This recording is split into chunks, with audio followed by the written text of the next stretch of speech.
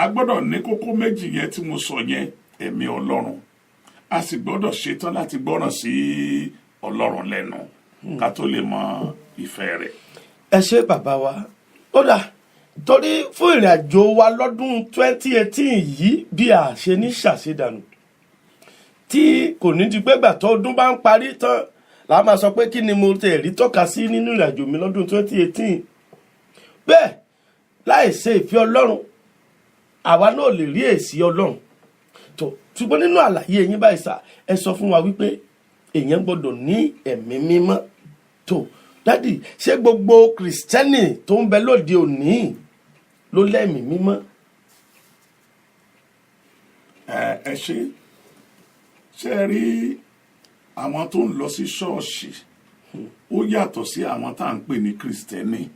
ó túmọ̀ sí pé ìyàtọ̀ wà nínú èrò ṣọ́ọ̀ṣì bẹ́ẹ̀ ni àti àwọn kìrìsìtẹ́nì. kì í ṣe gbogbo ẹni tó ń lọ ṣọ́ọ̀ṣì ní kìrìsìtẹ́nì. kì í ṣe gbogbo ẹni tó ń lọ sí ṣọ́ọ̀ṣì òun la lè pè ní kìrìsìtẹ́nì. Jésù Kristi ó ní èéṣe tẹ́ ẹ fi ń pè mí ní Olúwa Olúwa láì ṣe ohun tí mo pa láṣẹ fún yín. Àwọn tí ó ń ṣe ohun tí Ọlọ́run pa láṣẹ, àwọn yẹn là ń pè ní kìrìsìtẹ́nì. ẹ rántí pé mo ṣàlàyé ní nǹkan bí ọ̀sẹ̀ méjì sẹ́yìn wípé kìrìsìtẹ́nì ni ẹni tó ń gbé inú Ọlọ́run tọ́lọ́run náà sì ń gbé inú ẹ̀. ó dà ẹni tó ń lọ ṣọ́ọ̀ṣì ní ìsìn ṣùgbọ́n tó jẹ́ pé èṣù ló ń gbé inú ẹ̀, a lè pe onítọ̀hún yẹn ní kìrìsìtẹ́nì. ẹni tó ń lọ sí ṣọ́ọ̀ṣì ní ìsìn tó jẹ́ pé ẹ̀mí òkùnkùn ló ń gbé inú ẹ̀, a lè pe onítọ̀hún yẹn ní kìrìsìtẹ́nì. ó ń bá wọn lọ ṣọ́ọ̀ṣì ni, kì í ṣe kìrìsìtẹ́nì. nípa bẹ́ẹ̀, nígbà tá a bá sọ pé ènìyàn jẹ́ kìrìsìtẹ́nì, fún àpẹẹrẹ nínú Kọ́ríńtì kìíní orí 12 ẹsẹ̀ 13, ó ní nípa ẹ̀mí kan náà la ṣe mú gbogbo wa wọnú ara Kristi. ẹ̀mí mímọ́ ló ń gbàyàn sínú ìjọ ti Kristi, sínú ara Kristi. nípa bẹ́ẹ̀ ni mo sọ wípé ẹnikẹ́ni tí ò bá tí ní ẹ̀mí mímọ́ tó ń pera ẹ̀ ní Kristẹni, ó kàn ń parọ́ tanra ẹ̀ jẹ ni. ẹ ṣé, ó dàbí pé a fẹ́ yà bàrà díẹ̀ lórí ọ̀rọ̀ tá à ń bá lọ yìí torí ibì kan wà níbẹ̀ tẹ́ ń fẹnu kàn tí ó fẹ́ máa dùn mọ́ mi díẹ̀ sí i. torí ní àtijọ́ bàbá wa, ní àtijọ́ nínú tí a kà nínú ìwé mímọ́, ẹ jẹ́ n fèyí kí ìránṣẹ́ Ọlọ́run Adéluyi Stephen Adéwùmí, mo kí yín, ẹ káàbọ̀ bí ẹ ti ń darapọ̀ mọ́ wa. mo ń rí gbogbo tí ẹ fi ránṣẹ́ sí wa, mo ń bá yín kí bàbá wa náà báyìí. wọ́n ní wow, my spiritual grandfather and my prophet, God bless you both. Yes, ẹ káàbọ̀, àdàwà náà kí yín, bàbá náà kí yín bí tẹ́ ti ń gbọ́ wa. gbogbo ẹni tó ń gbọ́ wa lórí rédíò náà là ń kí pé ẹ kú ìdarapọ̀ mọ́ wa. tó bàbá wa lóde òní, torí láti jọ́ mo rí kà nínú Bíbélì pé àwọn tí wọ́n bá ti fayé wọn fún Kristi, gẹ́gẹ́ bẹ́ẹ̀ sọ pé ẹni tí Kristi ń gbénú ẹ̀ tó náà ń gbénú Kristi, àwọn ni kìrìsìtẹ́nì. ó dà, àwọn tó bá ti di kìrìsìtẹ́nì látijọ́, àwọn tó ń ṣiṣẹ́ ìyìn rere nígbà yẹn, wọ́n máa ń gbọ́wọ́ lé wọn lórí tí wọ́n sì ń fún wọn ní ẹ̀mí mímọ́. lóde òní, kí ló dé tí àwa oníwàásù òde òní ò fẹ́ káyìn? ṣé wọ́n kí ni tó sì ń ṣẹlẹ̀ bẹ́ẹ̀ lóde òní tí ààyè yẹn sì wà? a rí kà nínú Iṣẹ́ àwọn Àpọ́stélì pé nígbà tí àwọn àpọ́stélì bá gbé ọwọ́ lé àwọn ènìyàn, wọn á sì gba ẹ̀mí mímọ́. bẹ́ẹ̀ni. kí ni àṣírí tó wà níbẹ̀? nínú Iṣẹ́ àwọn Àpọ́stélì orí 11 lọ yẹn, tẹ́ bá kà láti ẹsẹ̀ 1 dé 22, Bánábà péde kan bẹ̀. wọ́n ló gba àwọn ènìyàn níyànjú pé pẹ̀lú ìpinnu ọkàn ni kí wọ́n kó dúró ti Olúwa. pẹ̀lú ìpinnu ọkàn yẹn ni wípé ọkàn tí kò sí àgálámàṣà nínú ẹ̀, ọkàn tó dúró tán. ìyẹn ni ò sí mọ́ nínú ọ̀pọ̀ onígbàgbọ́ lónìí. ọkàn àgàbàgebè ó ní ọ̀pọ̀lọpọ̀ ń fi ń sin Ọlọ́run, kì í ṣe pẹ̀lú ọkàn kan. wọn ò ní ọkàn kan pẹ̀lú Ọlọ́run. àìní ọkàn kan pẹ̀lú Ọlọ́run yẹn òun ló fi fà á pé àti gba ẹ̀mí mímọ́ ó nira fún ọ̀pọ̀lọpọ̀ lónìí. ohun tó ń fà á nìyẹn, kò sí nǹkan míì.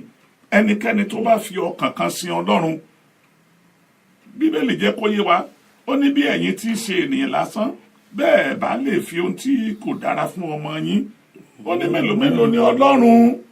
ó ní yóò fi ẹ̀mí mímọ́ rẹ̀ fún àwọn tí ó béèrè lọ́wọ́ rẹ̀. Ṣùgbọ́n bẹ́ẹ̀ bá wọnú Lúùkù yẹn orí 11 látẹsẹ̀ 11 sí 13 yẹn, ẹ rí wípé ohun mẹ́ta ló wà ńbẹ̀. Ẹni tó ní ọkàn òkúta, ẹni tó ní ọkàn ejò, ẹni tó ní ọkàn àkekèé, àwọn wọ̀nyẹn ò lè rẹ́mi mímọ́ gbà. Torí pé ẹ̀mí ìkà ló wà nínú wọn, wọn ò sì tí ì fi ilẹ̀. Ẹ̀mí mímọ́ sì ní ẹ̀mí ìfẹ́ ni, ẹ̀mí àlàáfíà ni, ohun tó ń fà á nìyẹn.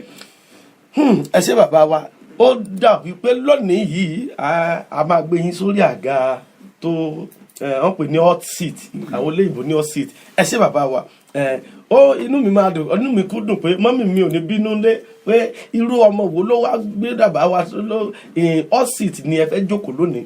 Ohun tí mo fẹ́ kẹ́ ẹ bá mi yànnàná ẹ̀ báyìí, ìgbé ayé yẹn ká kọ́kọ́ gbé tàwọn ọmọ ìjọ sẹ́gbẹ̀ẹ́ kan, àwọn ọmọ ìjọ káwọn kọ́ dá dúró pé ọkàn tí wọ́n bá wá, ṣùgbọ́n àwọn tí Ọlọ́run fi iṣẹ́ gan rán lóde òní, ṣé irú ọkàn tí àwọn tí Kristi fi iṣẹ́ lé lọ́wọ́ gan làwọn náà fi ń ṣiṣẹ́? Rárá, ẹ má jẹ́ ká parọ́ tanra wa jẹ. Jésù pèdè kan, ó ní ìránṣẹ́ kan kò lè sin bàbá méjì,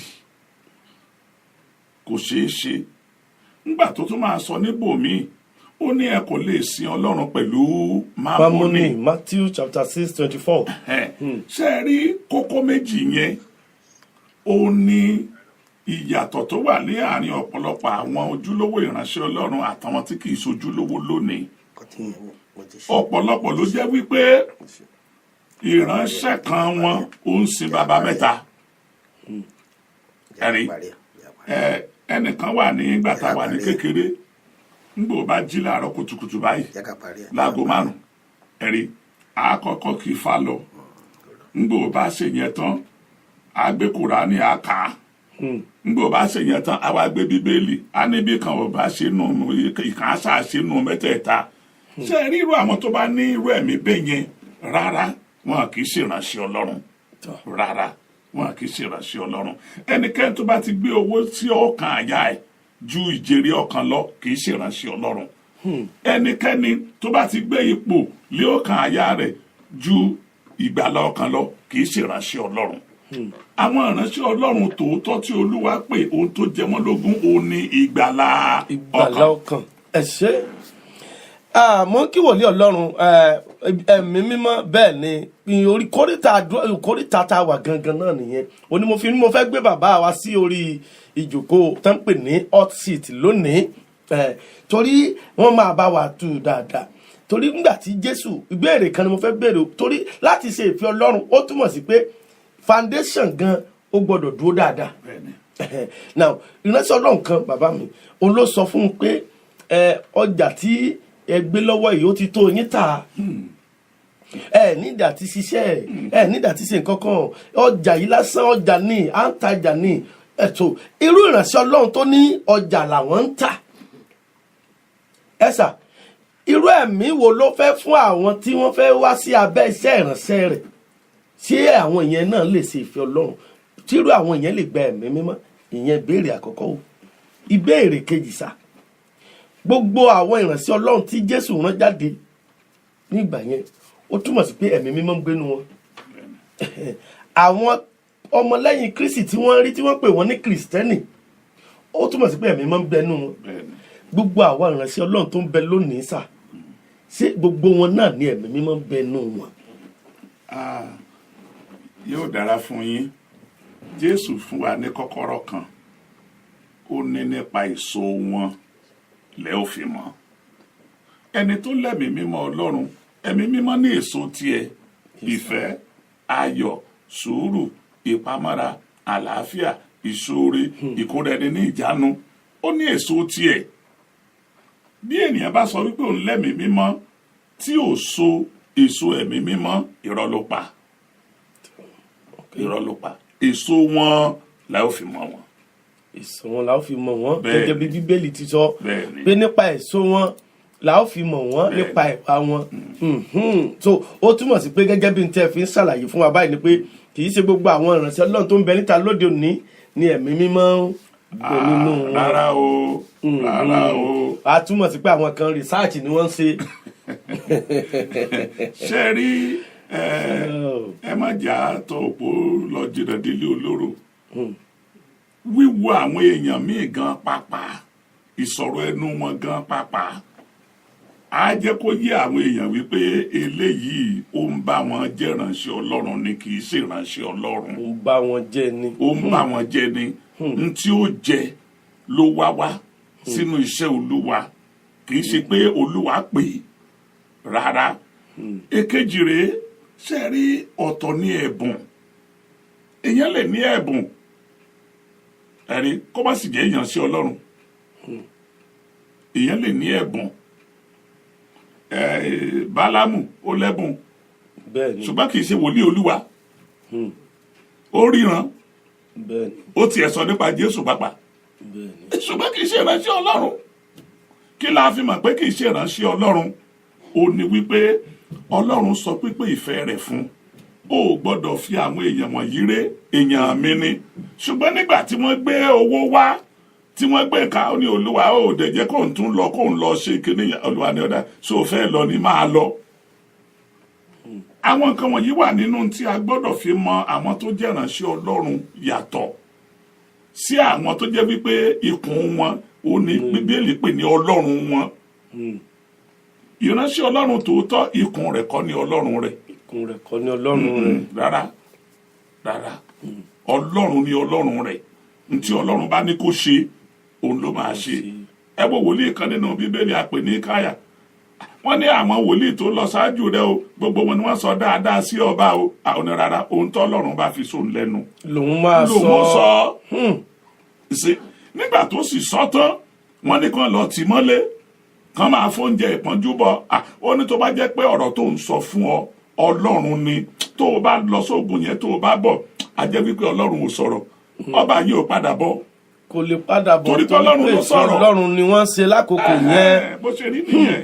ó túmọ̀ sí pé láti ṣe ìfẹ́ Ọlọ́run lọ́dún 2018 yìí gbogbo olùgbọ́ mi nílé àti gbogbo ẹ̀yin tí ń gbọ́ wa lórí rédíò àtẹ̀yin tẹ́ ń wò wá lórí Facebook ó túmọ̀ sí pé láti ṣe ìfẹ́ Ọlọ́run a nílò ẹ̀mí mímọ́ náà a nílò láti kọ́kọ́ wá Ọlọ́run rí. mo kí yín o Mr. Sofade Olúṣẹ́gun mo rí ẹni you are happy to be part of this station God bless you. Kristẹni ìgbani náà ni ètò yìí mo tún kí yín o tó ń Bámgbóṣe Àjíbọ́lá mo kí yín wòlíì Titus ẹsẹ gan à ń rí ọwọ́ yín bẹ́ẹ̀ ni ẹ lè máa bá wa share fún àwọn èèyàn kan lè gbọ́ tó bàbá wa nínú Olúwa ẹ má bínú ẹ pé mo sọ lẹ́ẹ̀kan pé ó dàbí pé ìjókòó tó ṣe díẹ̀ ní tòní torí ibì kan ni mo sì ń lọ. ó túmọ̀ sí pé àwọn tí Ọlọ́run rán jáde pé ẹ lọ wàásù ìyìn rere láti jèrè ọkàn wa ẹ̀mí mímọ́ Ọlọ́run wà nù iṣẹ́ tí ẹ̀mí mímọ́ ń darí wọn ni wọ́n sì ń jẹ́ ok ó wá túmọ̀ sí pé òun ló jẹ́ kí àwọn ènìyàn mọ̀ wá náà ló mú kí àwọn èèyàn wá sínú ìgbàlà àti ìgbàgbọ́ àbí bẹ́ẹ̀ kọ́ dájú wa ó túmọ̀ sí pé òun ló jẹ́ kérò àwa yìí náà bá ìgbàlà láyé àti ìgbàgbọ́ tó irú ẹ̀mí tí àwọn èèyàn fi jáde lọ ṣe iṣẹ́ ìyìn rere ẹ má bínú títí kan gbà tí ẹ̀yin bàbá wa gba iṣẹ́ yìí ṣé irú ẹ̀mí yẹn náà ni gbogbo àtàwọn gbà tẹ́yìn náà gbàṣẹ́ gbogbo wọn pátápátá irú ẹ̀mí ìgbà yẹn náà ni wọ́n fi jáde lọ sínú iṣẹ́ ìrìnsẹ́. láti ìbẹ̀rẹ̀ pẹ̀pẹ̀ ó ní òótọ́ àti irọ́ ti rìn bọ̀